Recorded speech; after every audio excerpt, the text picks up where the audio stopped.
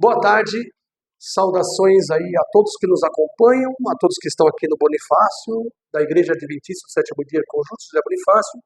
Eu sou Samuel Fernandes Caldas, provisoriamente sou professor da classe bíblica aqui do Bonifácio. Temos aqui o livro Nisto Cremos e nós estamos estudando a doutrina número 11, a 11ª doutrina, ou 11ª crença fundamental adventista, é o crescimento em Cristo. E semana passada nós havíamos começado essa crença fundamental, mas não concluímos, porque a crença ela tem muita fundamentação bíblica, ela é olhada, ela é analisada sobre vários aspectos do crescimento cristão e demandava mais tempo. Então nós resolvemos parar semana passada, dado uma hora mais ou menos de estudo, e voltar novamente para estudar com vocês o crescimento em Cristo. Vamos então continuar hoje a nossa abordagem sobre o crescimento em Cristo. Eu não me lembro exatamente agora, se alguém se lembra onde a gente parou, qual o tópico, porque aqui eu tenho assim, ó, vamos lá. Eu tenho a vida começa com a morte, aí fala a morte de Cristo, depois fala a morte do eu, acho que abordei isso, a morte do eu, né?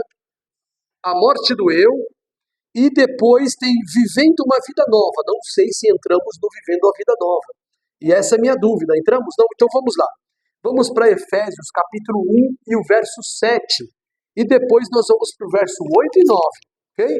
Nós vamos analisar aí essas etapas da vida cristã que evidenciam que a vida cristã não é assim, aceitar Jesus e ponto. Ao contrário, é uma vida dinâmica. A vida cristã, ela requer melhoramento constante.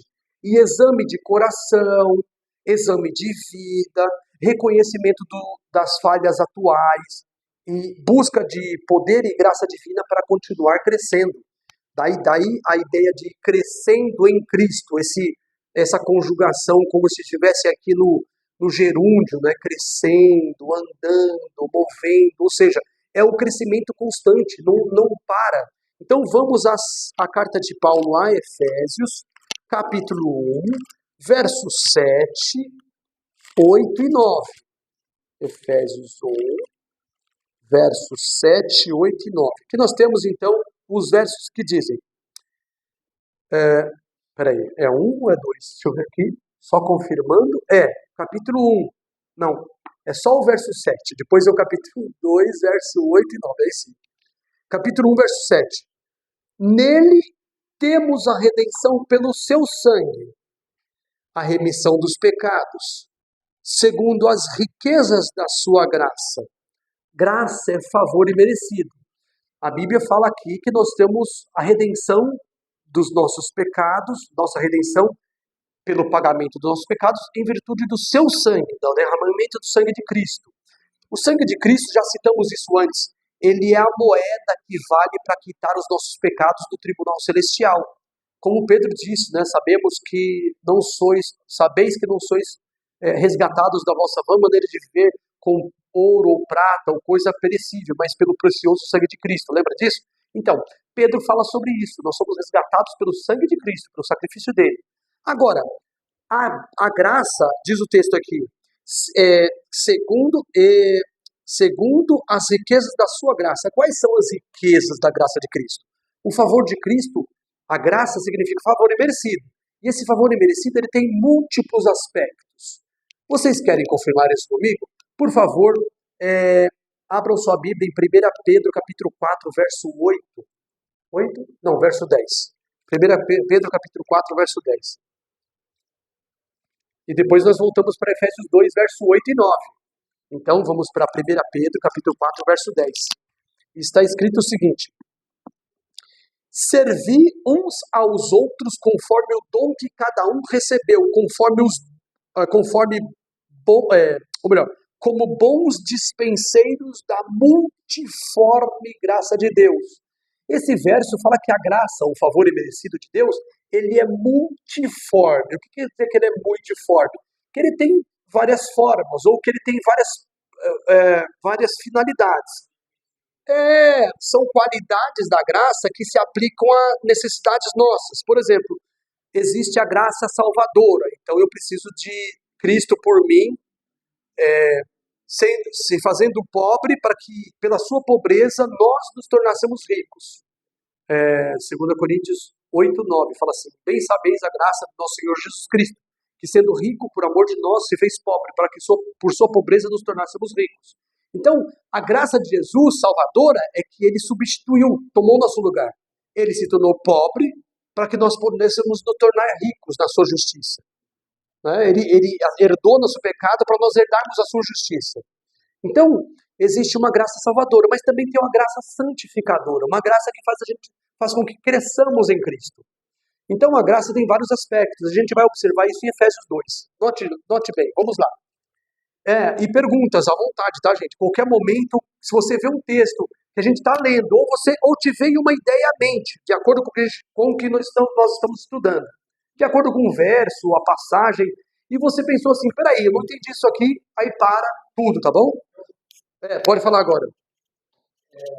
Talvez seja uma pergunta besta aqui, é do capítulo 4, do verso 8, que eu estava lendo. Ele diz assim, ó, acima de tudo, porém, tende amor intenso uns para com os outros, porque o amor cobre multidão de pecados. Qual que é o sentido aqui, porque o amor cobre multidão de pecados? Não Excelente. É o nosso amor que vai fazer com que nosso pecado seja perdoado. Ótimo, vamos lá. Mas talvez no sentido de impedir que outros pecados se manifestem? Não tem esse sentido. É que é o seguinte, o pecado, pergunta, antes de responder 1 Pedro 4:8, o Mateus fez uma pergunta para nós. Qual o sentido de falar assim, de Pedro falar em 1 Pedro 4:8? Não é tema, tá? Mas ele viu o texto, ele ficou com dúvida, já expôs. E o melhor é fazer isso mesmo. Qual o sentido dele falar assim, antes de tudo, tenhais amor ardente de uns para com os outros, porque pelo amor vocês podem cumprir a multidão de pecados. Mas, peraí, quer dizer que se eu amar o meu próximo, eu cubro meus pecados, então dá para eu me salvar manifestando amor ao próximo. Do tipo, vamos lá, as minhas boas obras de amor ao meu semelhante, podem fazer com que os meus pecados diante de Deus sejam apagados. Pronto, acabou Jesus para mim. Por quê? Se eu estou fazendo boas obras de amor para com o meu próximo, eu consigo me redimir por amor ao próximo. Não é disso que está falando. Ele está falando que o pecado cometido de irmão para com irmão pode ser, digamos assim, ele pode ser superado pela manifestação do amor. Ou seja, vamos imaginar isso aqui.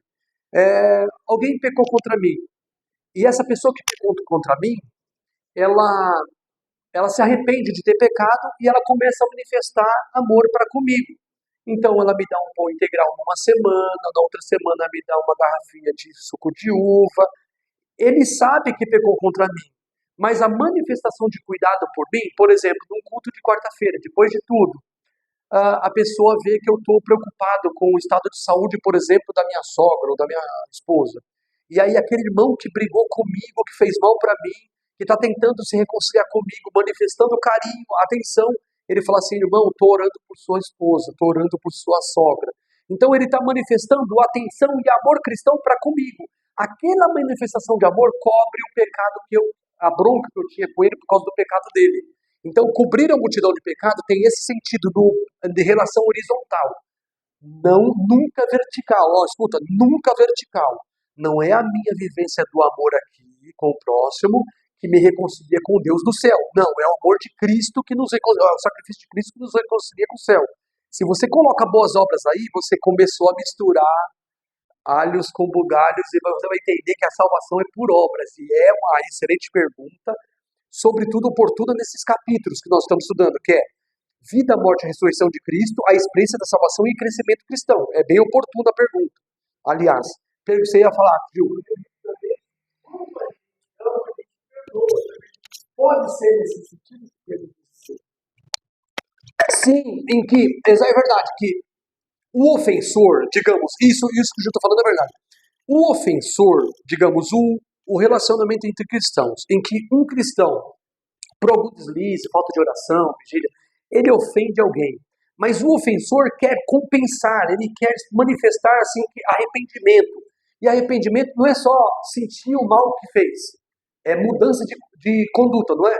A mudança de conduta é te ofendi, não vou te ofender mais, ao contrário, eu vou compensar você o máximo que eu puder, eu vou manifestar que eu tenho interesse por você, eu quero ser teu amigo, quero viver em paz contigo como meu irmão. Aí essa manifestação vai se manifestar em boas obras.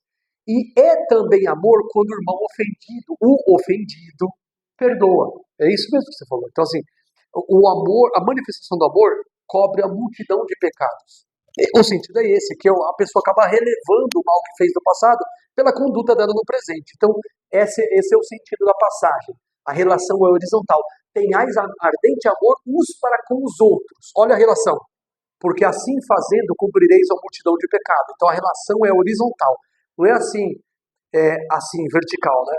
Vou manifestar o amor ao próximo para que eu cubra o pecado que eu tenho com Deus. Não, é diferente. O pecado é com o semelhante mesmo. Então, sigamos adiante Efésios 2, verso 8 e 9. E aí, nós vamos entrar também no verso 10, porque o verso 10 é que fala da nova vida.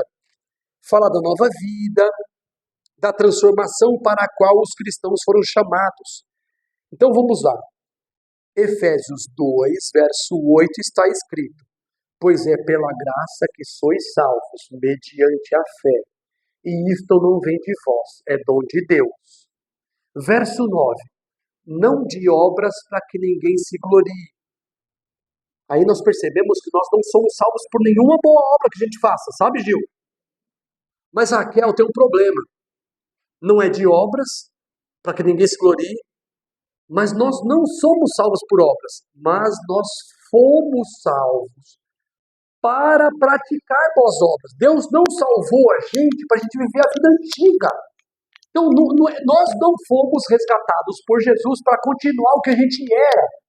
Nós somos aceitos por Jesus para a gente viver uma vida diferente sob a direção do Espírito Santo. É aí que entra o verso 10.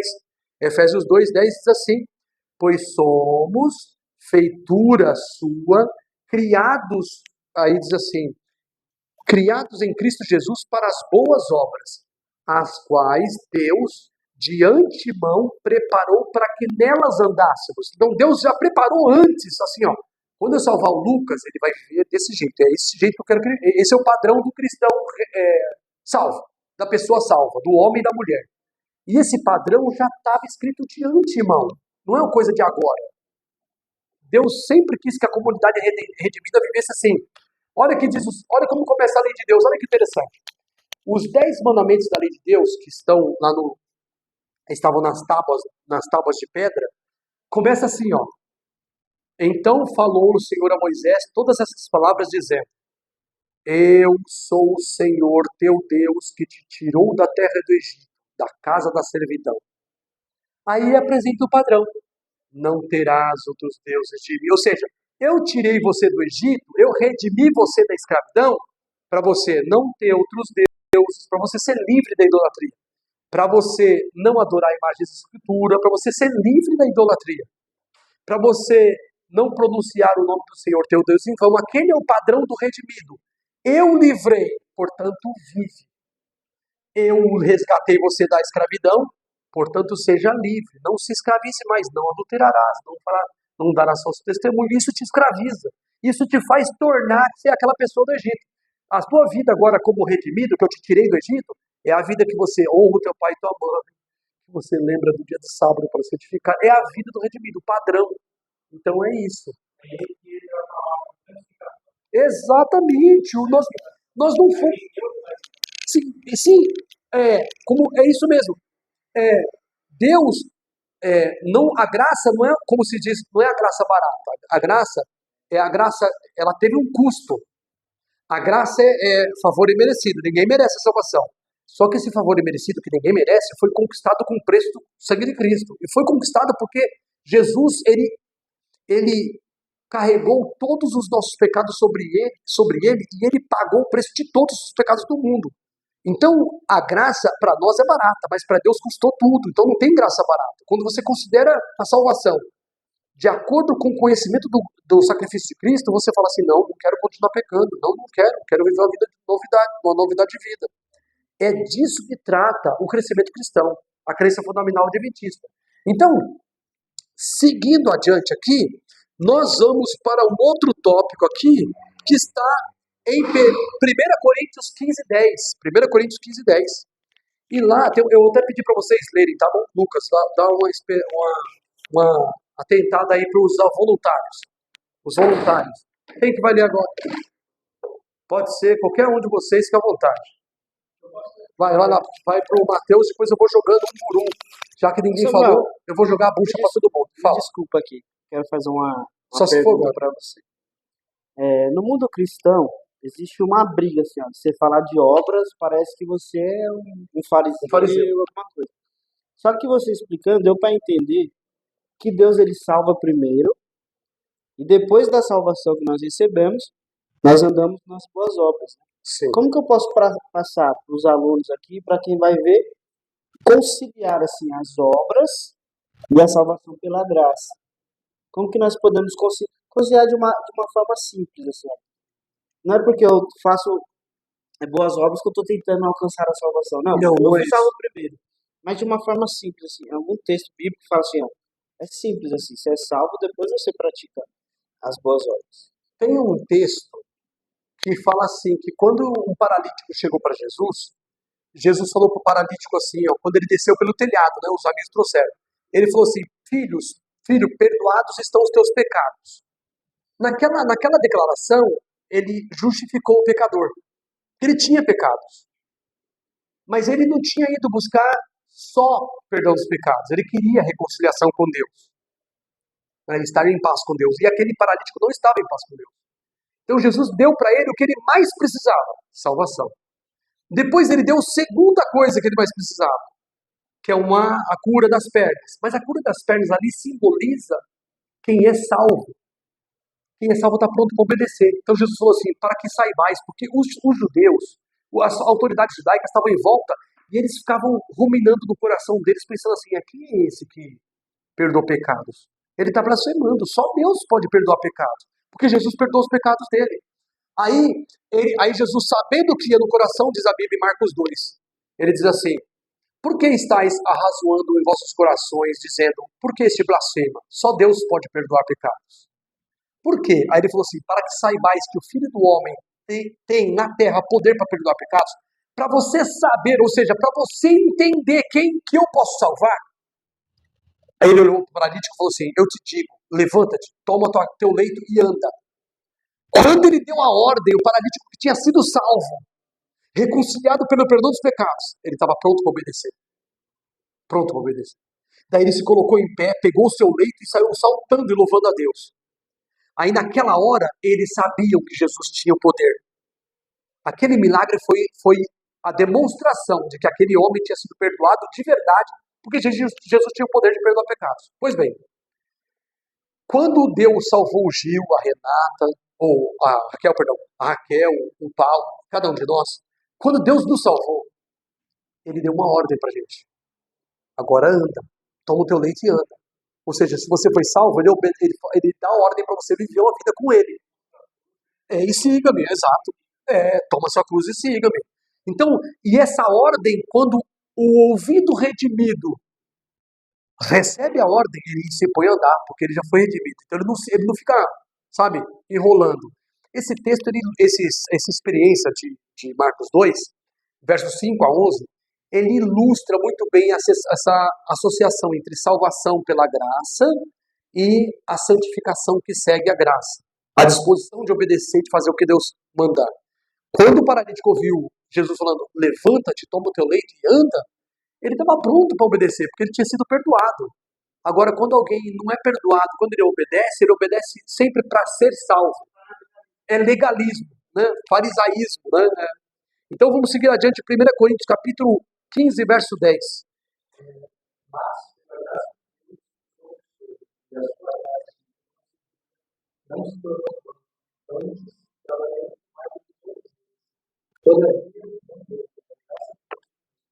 Então você percebe aí que Paulo fala assim, que ele trabalhava muito, muito mais do que outros cristãos da época dele, se doava muito mais ao trabalho.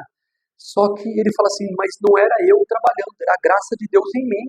E ele falou assim, a graça de Deus para mim não foi em vão. Sabe o que acontece? Isso faz a gente pensar, será que a graça de Deus tem sido vã para mim? Quero dizer, o favor dele para a nossa salvação tem sido vão? Será que a gente está negligenciando as oportunidades que Deus está nos dando para a gente ser melhor, para a gente trabalhar para Jesus? A gente não está trabalhando, isso é terrível. Então assim, eu voltei, digamos, eu estava na igreja, nunca saí da igreja nem nada, eu estou dizendo assim, eu estou mais engajado nas coisas de Deus agora, querendo aproveitar as oportunidades que se apresentam para mim. É claro que eu não vou pregar mais do que eu devo, porque eu tenho compromisso com a família, com a escola, eu tenho atividades durante a semana que me impede de vir na quarta-feira na igreja. Quando foi feriado eu vim, entendeu? Quando dá eu venho. Mas eu não venho na quarta, normalmente eu venho domingo e sábado. E surgiu a oportunidade com o Clube dos Desbravadores, eu estou ajudando eles, com quem sabe prova. Fui num passeio com eles, falei com eles, preguei para eles lá, estudei a Bíblia com eles. As meninas e meninos da igreja estão me procurando no WhatsApp para tirar dúvida comigo. Eu estou aproveitando tudo que eu posso fazer para Jesus. O Lucas me deu a oportunidade de estar na classe bíblica, de ajudar quem está estudando com a gente. Então eu quero fazer o que eu puder. É mais ou menos isso que Paulo sentia, fazer tudo, né? O que tiver alcance, sabe? E a gente precisa fazer isso, né? Mas graças a Paulo, ele era grato por aquilo que ele recebeu de Deus, e ele queria transmitir isso para outros. Ele não queria que a graça de Deus, o favor de Deus para ele, fosse em vão, mas que fosse frutífero para a honra e glória de Deus, sabe? É isso. Não, fala de novo. Paulo, ele era grato por aquilo que ele tinha recebido de Deus, transformar isso para outras pessoas. Exatamente. Ele queria retribuir, né? Exatamente. Vamos lá adiante, então, marcos do crescimento cristão. Quais são os marcos? O Nisto Cremos fala sobre marcos que falam sobre o crescimento cristão. E aí, na página 174 do Nisto Cremos, deste livro das 28 crenças fundamentais, está escrito aqui, uma vida do Espírito. Nós vamos então para 3 passagens básicas aqui no comecinho, até mais, tem bastante passagem aqui. Vamos aqui para Nicodemos, João 3, verso 5, que é uma coisa que a Raquel leu noutra dia. Então a Raquel não vai ler agora não, vou pedir para outro ler. Paulo, você pode ler para a gente João 3, verso 5? Evangelho de João 3, 5.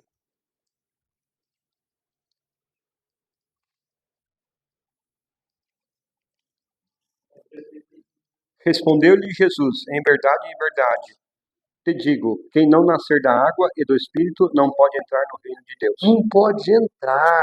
Olha, o Espírito Santo, sem o Espírito regenerador de Deus, nós estamos perdidos. Sem o Espírito regenerador de Deus, a vida cristã não pode ter início. Ela só pode ter início com o Espírito Santo no cristão. O Espírito Santo, ele nos guia em toda a verdade. João 14, verso 17. E também o Espírito Santo, ele é um guia em toda a verdade. João 16, verso 13. Ele nos faz entender a vontade de Deus revelada nas Escrituras. Ele nos convence do pecado, da justiça, do juízo. João 16, verso 7 e 8. Vamos lá, João 16? João 16, verso 7 e verso 8. Evangelho de João, capítulo 16, verso 7 e 8. Isso. 7 e 8. Isso. Mas vós, eu vos digo a verdade, convém que vós eu vá, porque se eu não for, o Consolador não virá para vós outros. E, se porém eu for, vou-lo enviarei. Verso 8. Quando eu vier, convencerá o mundo do pecado, da justiça e do juízo. Perfeito. E o verso 9 vai dizer assim, do pecado porque não crê em mim. O verso 9 vai dizer, da justiça porque vou para o Pai e não vivereis mais.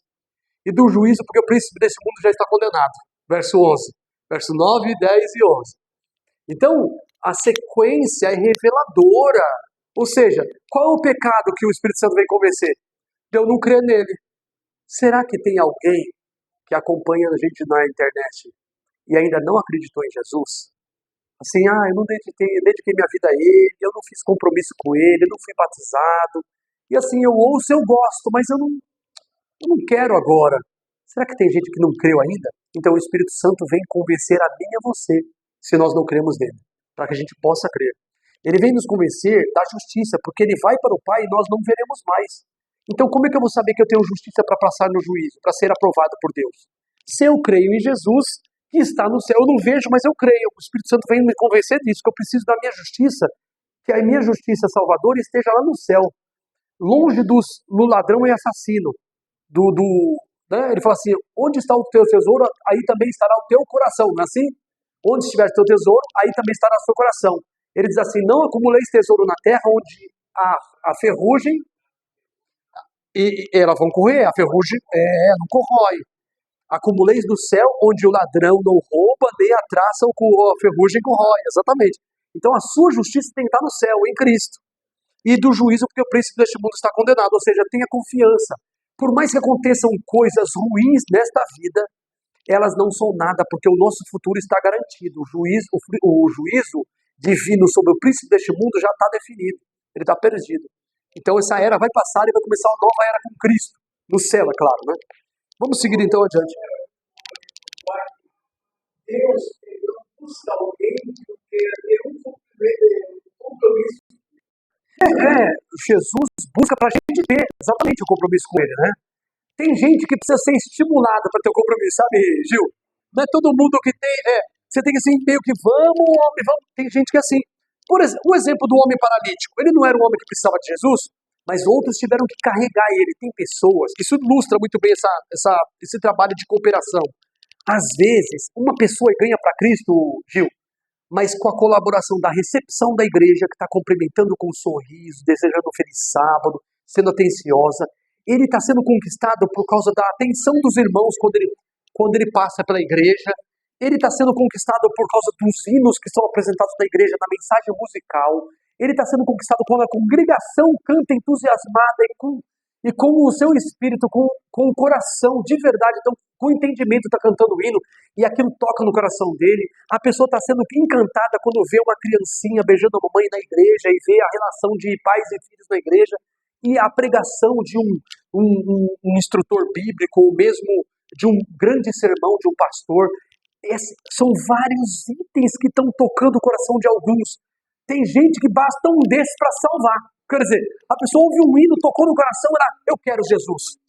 E tem gente que não, você tem que dar um empurrãozinho daqui, um de lá, um de cá, um fazendo uma coisa, um fazendo outra, e todo mundo carregando para ver se ele um dia chega na decisão, né? É assim, não é de uma vez só, né? Hein, Gil? Tem gente que só muito trabalho mesmo, né? Não é fácil. Sim. Isaías, mas ele não entendia. Aí ele... E o Filipe falou assim, e aí, entende os ukelês? Aí o eunuco, né, o tesoureiro de Candace, a rainha da Etiópia, ele falou assim, como entenderei se não há quem me explique? Aí o Filipe, opa, pronto, estamos aqui, né? Ele começou a explicar o negócio para ele entendeu, aí houve o próprio Filipe, o próprio eunuco falou assim, aí está a água, quem me impede de ser batizado? Ele tem alguma coisa... Ele foi e se batizou, ou seja, a pessoa foi pronta, não teve muito trabalho, né? Entendeu, pronto, eu quero. Samuel, isso é legal, porque ele não somente eu estudou com a crença, mas ele teve que cumprir algo. Ou seja, exatamente, ou seja, Gil, como você tinha mencionado antes, ele estava comprometido, ele queria o compromisso com Deus. Tem gente que tem dificuldade, fica só enrolando para poder ter um compromisso. Vamos lá, não é? Mas é a verdade, tem gente que é assim. Pode falar, Matheus.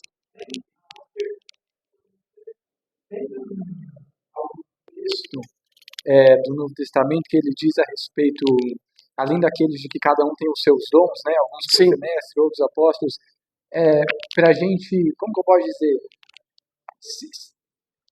não se sentir desencorajado, por exemplo, eu não sou como Paulo.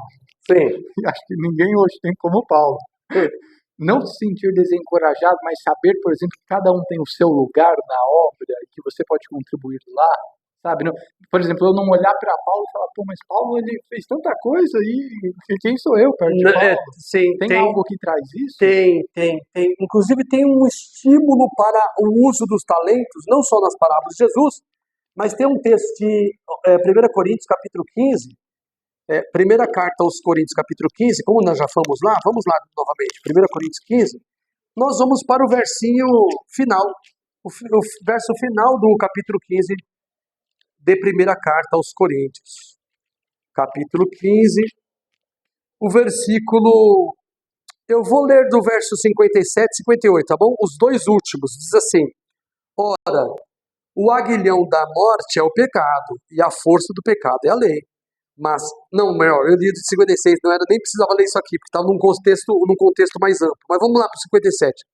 Mas graças a Deus que nos dá a vitória por nosso Senhor Jesus Cristo. Agora, olha que interessante o verso 58. Portanto, meus amados irmãos, quantos irmãos? Quantos? Todos irmãos. Por quê? Deus não chama sem capacitar, sim ou não? Deus não chama ninguém que ele não capacita, ele capacita aqueles que ele chama. Ele chama e capacita para uma atividade. Então, portanto, meus amados irmãos, sede firmes. E o que mais? Qual a palavra que tem uma palavra mágica aí? Ela é reveladora. Sede firmes e constantes. Constantes. Aí diz assim, sempre abundantes na obra do Senhor, sabendo que no Senhor o vosso trabalho não é. Então, o trabalho, por mais, vamos falar de dons agora, tá? O trabalho pode ser aquele só da recepção mesmo. Gente que tem uma simpatia tremenda e só sabe dar folheto, não sabe dar estudo bíblico. Mas ele usa aquilo que ele tem, ele usa aquilo que ela tem para fazer avançar a obra. É tudo que precisa. E ele fala assim, sede firmes e constantes, porque o vosso trabalho do Senhor não é vão, ou seja, vai atingir o seu fim. Deus vai coroar o trabalho de vocês de sucesso. Mesmo que vocês não vejam o sucesso. Pode ser que venha sucesso daqui uma semana, um mês, você nem veja. Por exemplo, vamos imaginar aqui, Bonifácio, nós estamos aqui na igreja de Adventista do Sétimo Dia, de Conjunto José Bonifácio, Avenida Najib Faramaluf, 1209. Nós estamos aqui nesse endereço, Zona Leste de São Paulo, Itaquera, Brasil, América do Sul. Eita, dona... Aí o que acontece? Nós estamos aqui. Aí o que acontece? Tem gente passando aqui na frente da igreja. E aí, de repente, a gente dá um folhetinho aqui ou na estação de trem do lado. A gente dá do folhetinho. A gente sabe para onde vai parar esse folheto? A gente sabe quantos vão ler esse folheto? A gente sabe se essa pessoa que está recebendo o folheto na beira da estação de Bonifácio, se ela é do Ceará, do Maranhão, do Pará, ou do Rio Grande do Sul, ou do Maranhão, ou se ela vai para fora do Brasil e ela vai se converter lá fora e eu não vou saber? Já pensou isso? A pessoa leva o folheto com ela lê lá quando chega no país, no estado dela, ou no país por onde ela está viajando. Aí chegando lá, ela recebe a mensagem, ela se comove e aceita Jesus, e eu não vejo nem o resultado. Ou seja, não tenha receio, mesmo que você não viu. Se esforça a ser firme e constante do trabalho do Senhor, porque no Senhor o vosso trabalho não é vão. Deus vai coroar o trabalho de sucesso. Deus tem interesse nisso. Claro que alguns não vão responder. Uma, ou duas, ou três tentativas, às vezes com 10, às vezes nunca. Mas nós estamos testemunhando. E mesmo o nosso testemunho, quando alguém não se converte, escuta, os demônios estão vendo que você é íntegro diante do Senhor. E também, não só isso, os anjos de Deus estão vendo que a sua conduta é uma conduta de servo diligente, de serva diligente. Então vamos seguir adiante. Nós temos aí o tema outro marco do crescimento em Cristo, uma vida de amor e unidade. Irmãos, esse texto é maravilhoso. Uma é a unidade com Deus, a outra é a unidade com nossos irmãos. Vamos então ver dois versinhos. Primeiro versinho, nós vamos abrir nossas Bíblias em 2 Coríntios capítulo 5, verso 18 e 19. E depois nós vamos a outra passagem, que vai falar sobre a nossa unidade entre irmãos, igreja. Sabe? Não é só unidade com Deus. Então, segunda carta de Paulo aos Coríntios, capítulo 5, verso 18 e 19, diz o seguinte. Você pode ler, Raquel, 18 e 19? Capítulo 5, de segunda carta aos Coríntios, o verso 18 e 19. 18 e 19. 2 Coríntios 5, 18 e 19. Tudo isso provém de Deus, que nos reconciliou consigo mesmo por meio de Cristo e nos deu o ministério da reconciliação. 19? 19.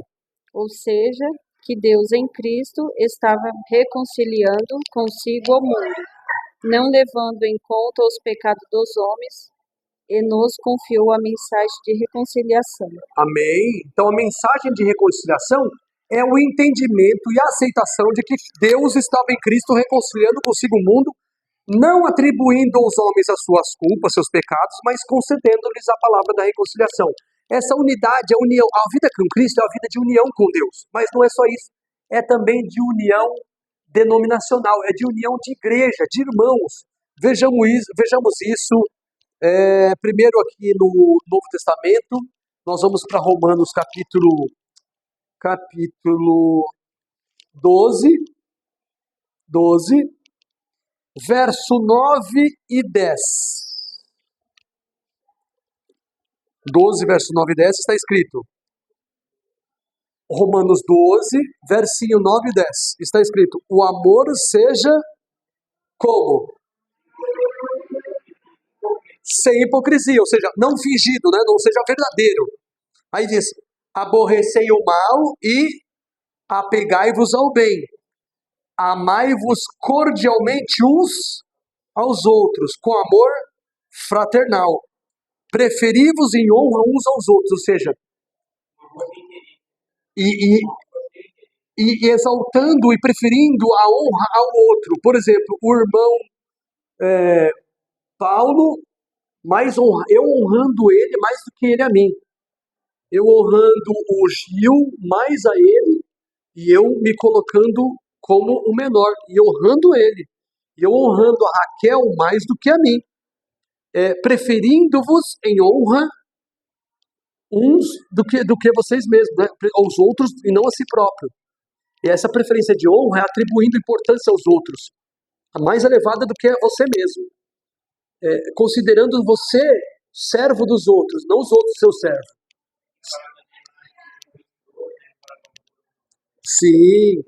E tem também um verso, um salmo, vamos lá para os Salmos, capítulo 100 e alguma coisa, igreja, porque eu não lembro de cabeça, vou ter que dar uma olhada lá.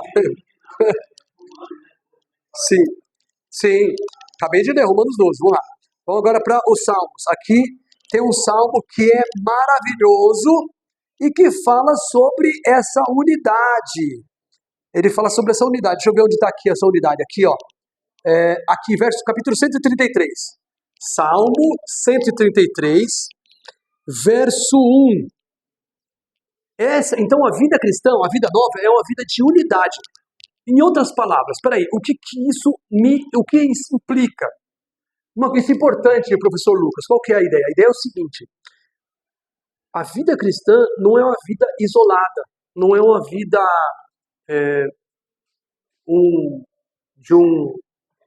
o eremita, né? É o monge, o eremita, que fica no alto do Tibete, lá sozinho, fazendo longe de todo mundo. Não, é uma vida em comunidade, é uma vida entre irmãos.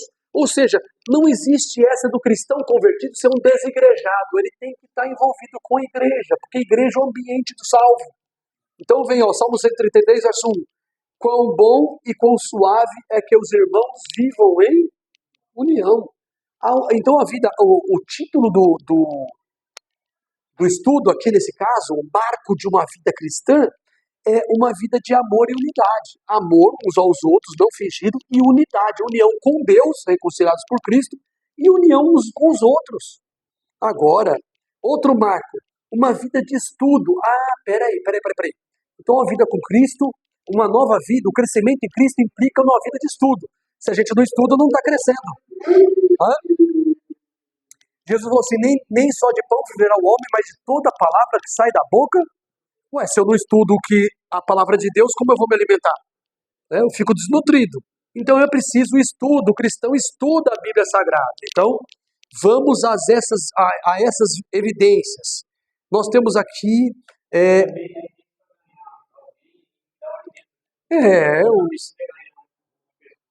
Você dá um alimento, você ganha um amigo, né? Sim. E se você não tiver pão? Não tem o que dar. Ou seja, se o cristão não estuda a Bíblia, não tem o conteúdo na mente, não tem o que passar. Não é não? Você não tem pão, vai dar para quem? Você tem que ter pão. Ou seja, se a palavra de Deus é o alimento que nós precisamos, se eu não tenho estudo da palavra de Deus, não...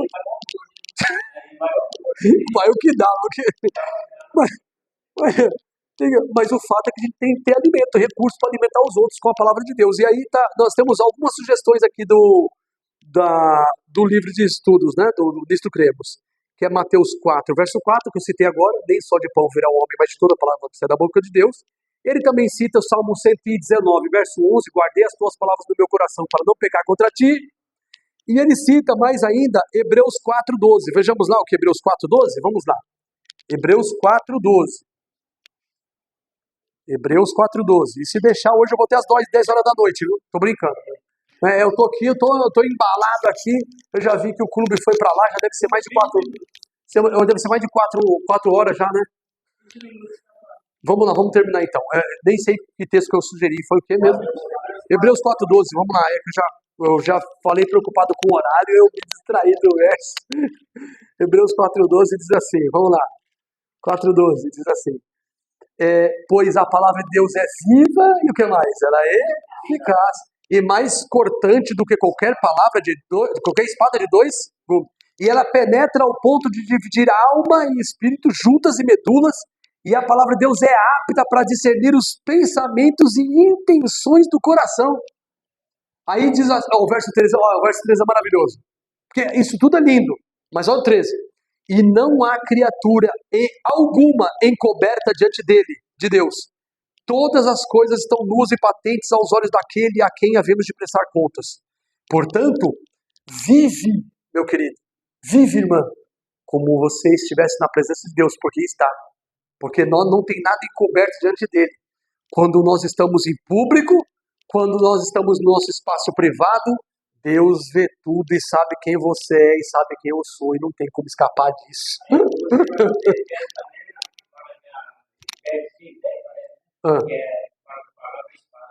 6:17, a espada de Deus, só que tomar a palavra do Espírito, que é a palavra de Deus, a espada do Espírito que é a palavra de Deus, exatamente.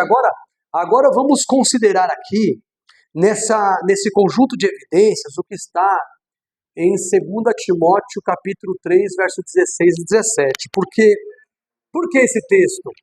Nós vamos ver agora. Outro marco da vida cristã. 2 Timóteo capítulo 3, versos 16 e 17, que é um assunto, na verdade, assim, é um conjunto de evidências que nós usamos quando estudamos a primeira crença fundamental, as Escrituras Sagradas.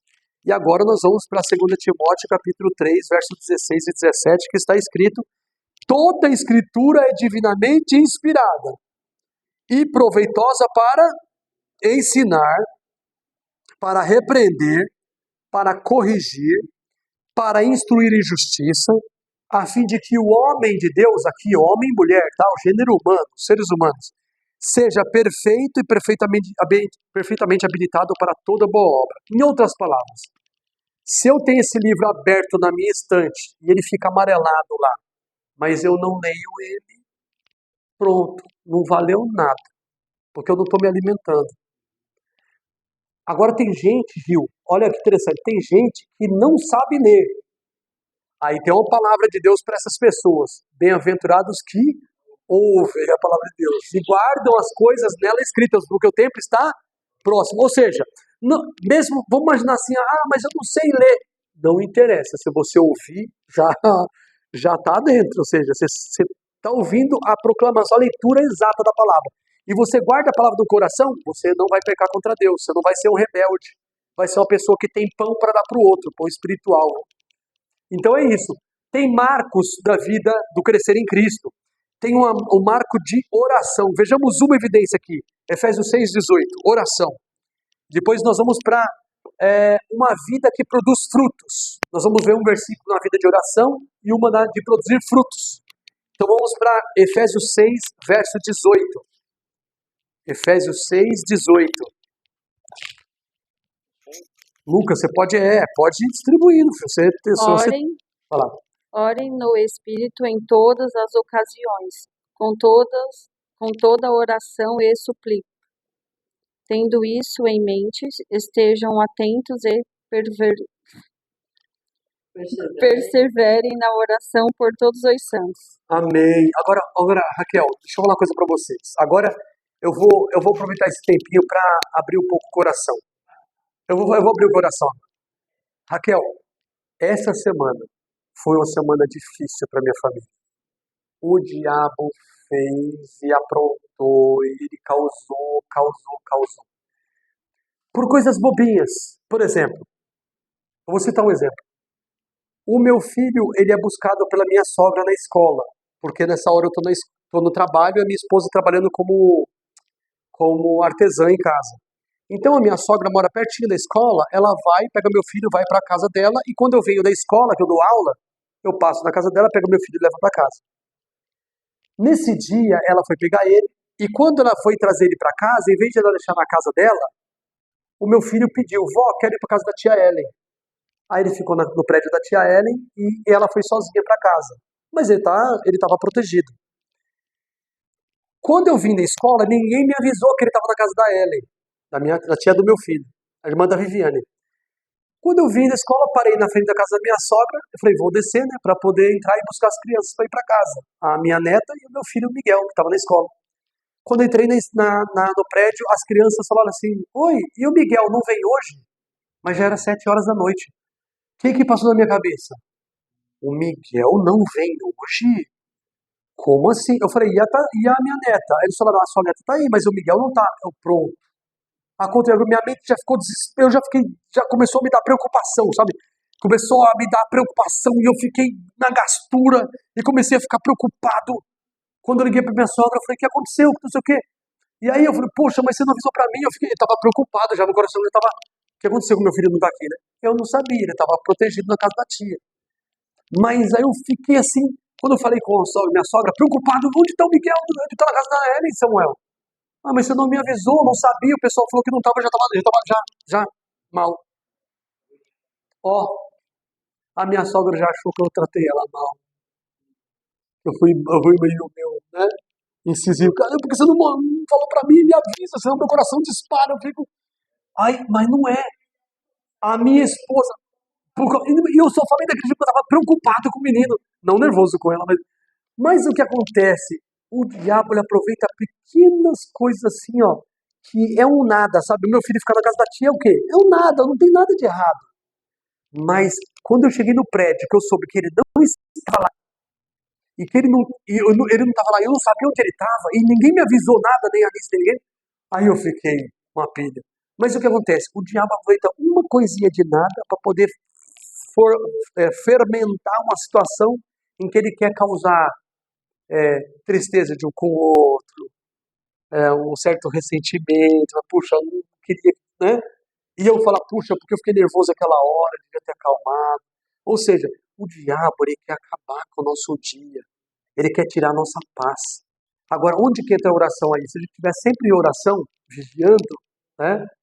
Nessa hora a gente fala assim, calma, eu não orei antes, tá? Eu não orei quando saí do serviço, eu não orei no caminho, então vamos ficar tranquilo, vamos falar com esse, com aquele. Ou seja, a oração traz a gente para um clima de confiança. Eu já depositei nas mãos de Deus.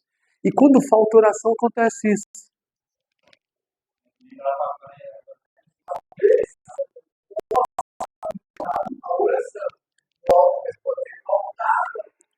Sim, sim. Antes de pensar qualquer coisa. É a falta disso. Então você percebe como nessa luta cristã, nessa caminhada cristã, como é importante esses fatores. Mais uma citação, a gente para aqui, ó. Uma vida que produz frutos. Mateus capítulo 7, verso 20. Vamos lá, uma citação aqui, Mateus 7, 20. E aí a gente dá uma paradinha, porque o horário já está ficando já vigília, né? Virando vigília. Vamos lá então, rapidinho. Mateus capítulo 7 e o verso 20. Está escrito, vejamos aí, pode. Portanto, pelos seus frutos os conhecereis. Portanto, pelos seus frutos os conhecereis. Exatamente. Que a gente faz, né? E que os frutos que Deus produz em nós. Sim. Exatamente. Isso significa que uma vida, um crescimento cristão, que é o que nós estamos estudando hoje, mano, ele esse crescimento cristão, ele tem marcos, ele tem evidências de que está acontecendo. Quando a gente dá fruto. Esses frutos são bondade, longanimidade, temperança, não é?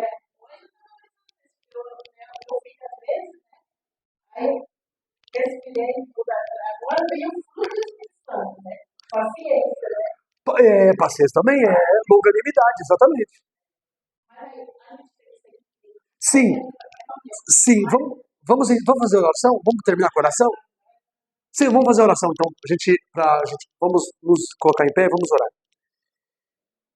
Amado Deus, querido Pai, te damos graças por causa da tua companhia, por causa da eficácia da tua palavra, que ela é poderosa para nos revelar em que ponto, Senhor, estamos fraquejando e onde devemos nos agarrar melhor a Ti e sermos zelosos e firmes e constantes na obra do Senhor, para que o Senhor nos ajude a ter uma carreira cheia de frutos, para que outras pessoas possam também olhar nosso testemunho e querer união contigo, assim como nós também decidimos na nossa vida. Abençoe os que nos acompanham à distância, abençoe cada família representada aqui e as atividades que continuam no teu santo dia, o sábado do Senhor. Fica conosco, venha logo nos buscar, nos prepare para enfrentar os transes dos últimos acontecimentos proféticos e nos dê a vitória em Cristo Jesus, nós te oramos. Em nome de Jesus, amém.